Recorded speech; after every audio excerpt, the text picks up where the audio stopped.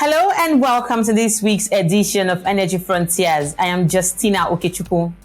This show has been proudly brought to you with support from the African Energy Chamber. As always, let's get started with top energy news from across Africa and around the world. The Organization of the Petroleum Exporting Countries has forecast world oil demand to rise by 2.33 million barrels per day in 2023 from previous estimates of 2.32 million barrels per day, according to its monthly oil market report for May. On its part, the International Energy Agency is due to release its monthly oil market report on Tuesday, the 16th. South Africa's President Cyril Ramaphosa has made an urgent call for the immediate need of emergency energy for the country to deal with its crunching power crisis. South Africa is currently facing 10 hours of blackouts per day. In Sudan, oil flow to terminals is at risk of being impacted as exports are expected to be reduced due to supply disruptions owing to the ongoing bloody conflict in the Sahel country. According to analysts, a prolonged conflict will cause blockages or closures at Sudan's major ports, which could lead to significant increases in shipping time and costs.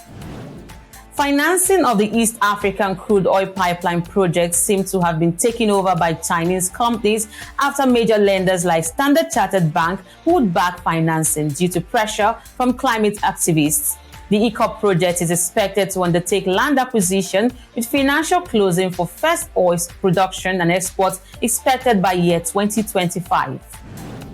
BNP Paribas, a leading international lender, has announced that it will no longer provide any form of financing for the development of new oil and gas fields, but will continue to align its loan portfolio with a net zero emissions trajectory. The bank currently has operations in West Africa and North Africa. The Democratic Republic of Congo says that talks are ongoing with neighboring Uganda for possible use of the East African crude oil pipeline for the transport of crude oil to be produced from the oil exploration blocks located in Albertine Graben in the DRC region. And that was a snapshot of your energy news headlines. When we return, East Africa is positioning itself as a hub for investment in exploration and exploitation of petroleum resources.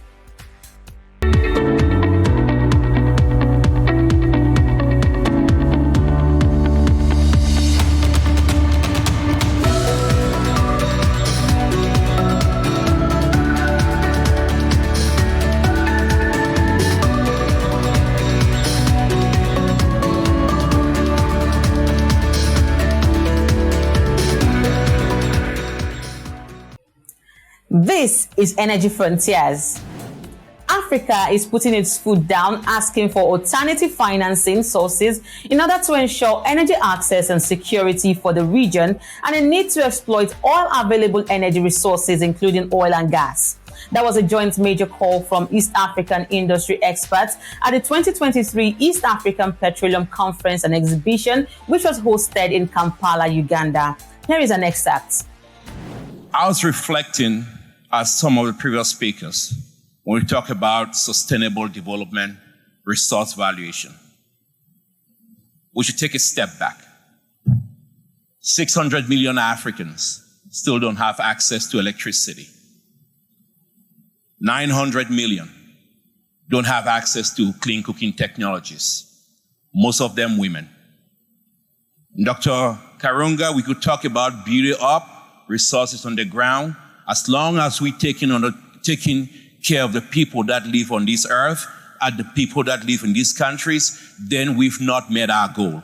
And that goal is going to be met by all of us that are here. As we have these discussions over the next days, we have a solemn obligation to pay attention to these resources as we develop them sustainably.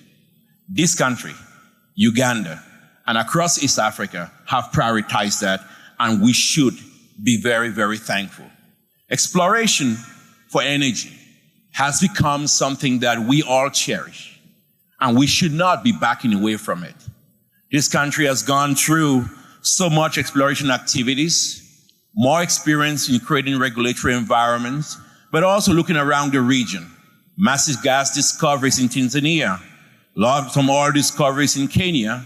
We just need them to move fast. South Sudan, still the regions largest and biggest producer, still needs to get more. There is so much oil, there is so much gas at a time when we could use those resources to really fast track and super drive our development in this region. This is not time to back down on it. But I won't go to what Dr. Karunga had brilliantly mentioned, that of an enabling environment. We need to give business the tools so they can continue to drive this growth. Give young people a chance to push up and drive this. But we also live at a climate where we've heard voices have told us that around East Africa, we need to stop and leave that crude oil in the ground. I was very lucky to be at COP26 in Glasgow. I don't know how they let me in, but I got in through the back door. And I had watched all these people take all these pledges about greenhouse gas emission and how they're going to cut down and they're going to decarbonize. You realize we're talking to a region in East Africa that produces less than 0.2% greenhouse gas emission. Less than 0.2% in East Africa. How would you tell this region to decarbonize? It's like telling the fat kid in class to lose, the skinny kid in class to lose weight while the fat kids keep eating.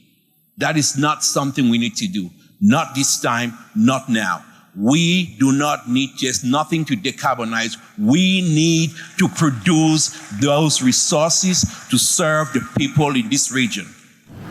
I think it's no secret that whereas our countries in the last few years have developed access to energy to most of our homes, in Kenya today we are just about 80% access to electricity.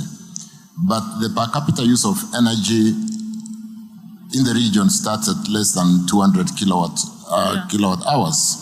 So unless we build our economies, the energy security is one thing to provide access, but as to whether it's affordable to be able to support the developers of energy who have the PPAs to sell power at below cost, cannot obtain.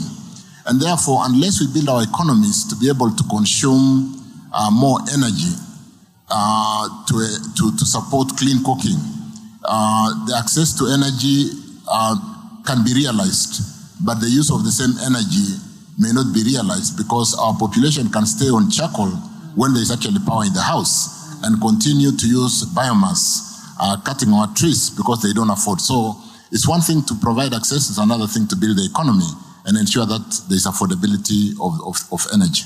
Because of the current challenge, can I call it a dollar crisis because of the tightening of the monetary policy in the US, given what they have gone through post-COVID, we saw their inflation rates move from 1%, 2% to 9%. Granted, they have brought it down lately, but it's still at 5%. And the tightening of the monetary policy forced them to raise the interest rates and to basically mop up the dollars in the market. And we are being affected by what's happening in the US because we trade in dollars. Uganda and Kenya is being affected because sometimes we've chosen to have the currency of choice between our trading country to be the US dollar. And what other economies are doing, like the UN economies or the ruble economies, are choosing to basically move out a bit. And the world is getting more liberalized on what is the currency of choice and so on and so forth.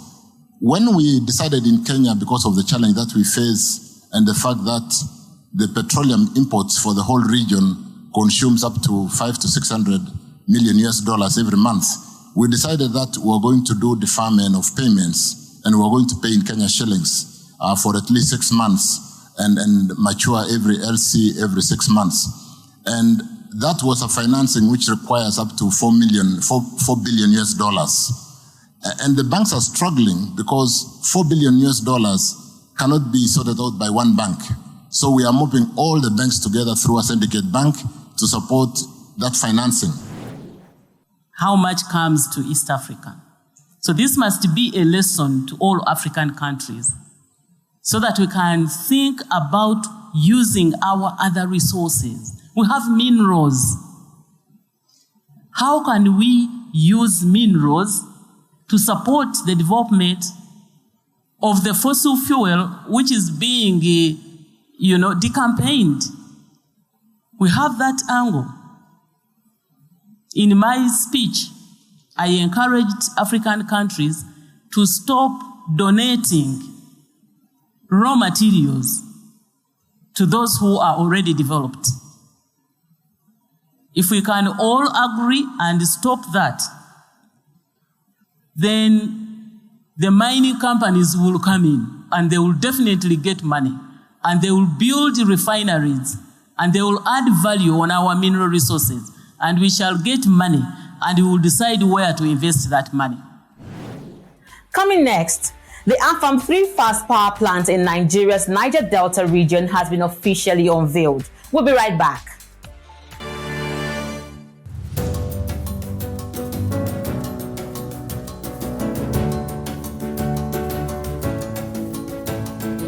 Imagine a future where tomorrow's solutions build a world of opportunities for all, and where human potential is truly realized, where every child has an equal chance in life, no matter where they were born.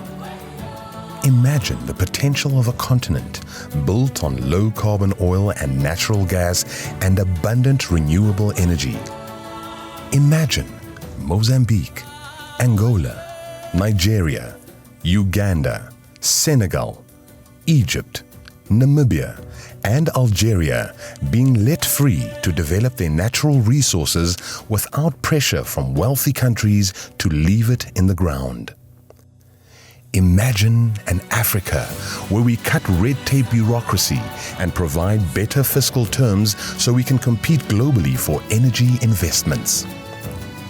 African Energy Week is the African Energy Chamber's annual event held at the Cape Town waterfront, uniting African energy leaders, global investors, and executives from across the public and private sector for 4 days of intense dialogue on the future of the African energy industry.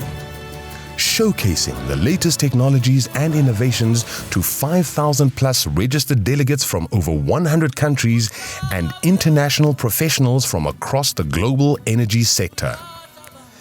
Be part of the future of the energy industry and join the energy movement by becoming an official sponsor, exhibitor, delegate, or partner. African Energy Week.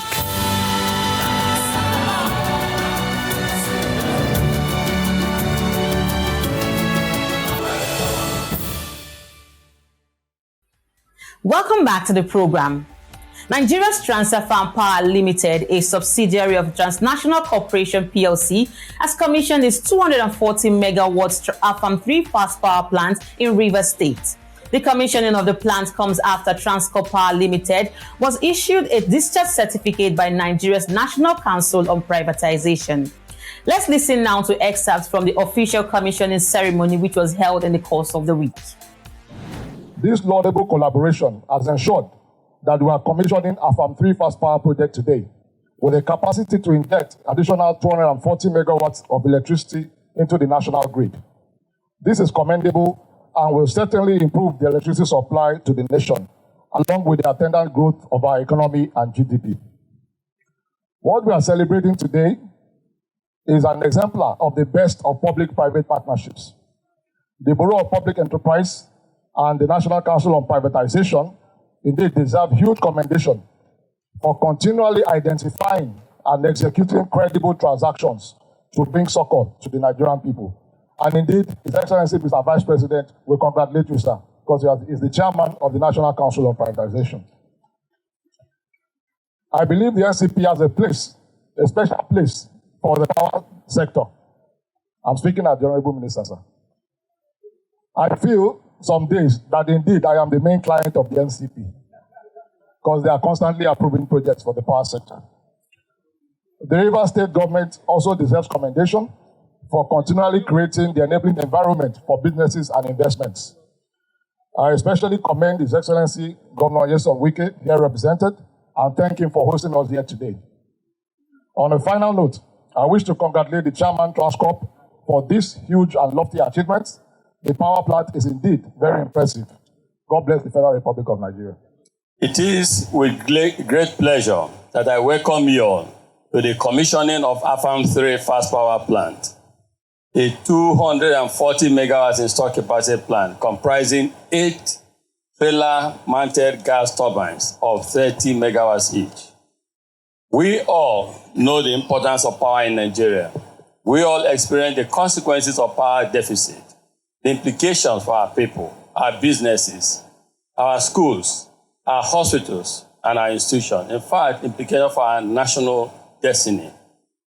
Therefore, I am proud today that we have been able to bring together so many key stakeholders. Why am I proud and happy? I'd like also to tell a success story out of Nigeria, a story that can be repeated over and over again if government, communities, and the private sector work together as we have worked together here at Afam. The Transcorp Group partnership at Okoloma Afam began in November 2020 when we signed the Afam Power Share Sale and Purchase Agreement at a ceremony presided over by Our Excellency again, the Vice President. The journey has not always been easy, but we have delivered capacity recovery, plant investment, infrastructure improvement, excellent community relationship, and a transformed and motivated Nigerian workforce. We are fulfilling our promises to the government and demonstrating Transcorp purpose of improving lives and transforming Africa. Transcorp Group is a key stakeholder in the power sector. We recognize power is the single most critical factor to lifting our people out of poverty and enabling job creation. It's my very special pleasure to join you at this official commissioning of the Afam 3 Fast Power.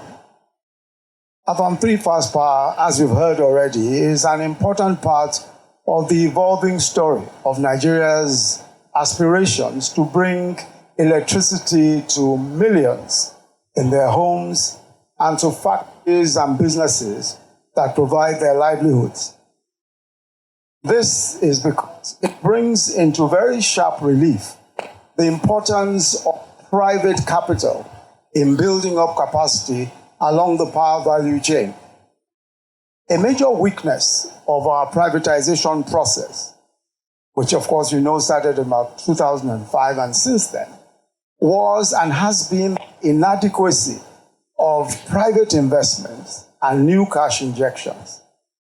But the tide is turning, with indigenous and indigenous entrepreneurs such as Transcorp Power and Heirs Holding making significant investments such as this 100% acquisition of 966 megawatts installed capacity Afam PLC and Afam 3 Fast Power Limited, jointly referred to as the Afam Genco, at an acquisition cost, as I'm sure you've heard already, of about 105.3 billion naira.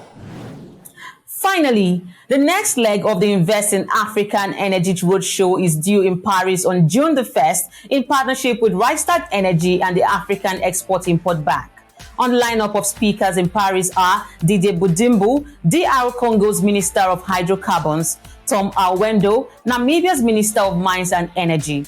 Also on the lineup is Ademola Ogubanjo, the Executive Vice President of O&O Clean Energy, among other key speakers. The forum, organized by the African Energy Chamber, follows 3 successful European receptions that took place in London, Oslo, and Frankfurt, as well as in Dubai. You can register to attend at www.energychamber.org. And that's the show for you this week, and we thank you for watching. Remember to follow the program on Frontier Africa Reports website, subscribe to our YouTube, and follow us across all our social media handles as indicated on the screen. I am Justina Okechukwu. I'll see you next time.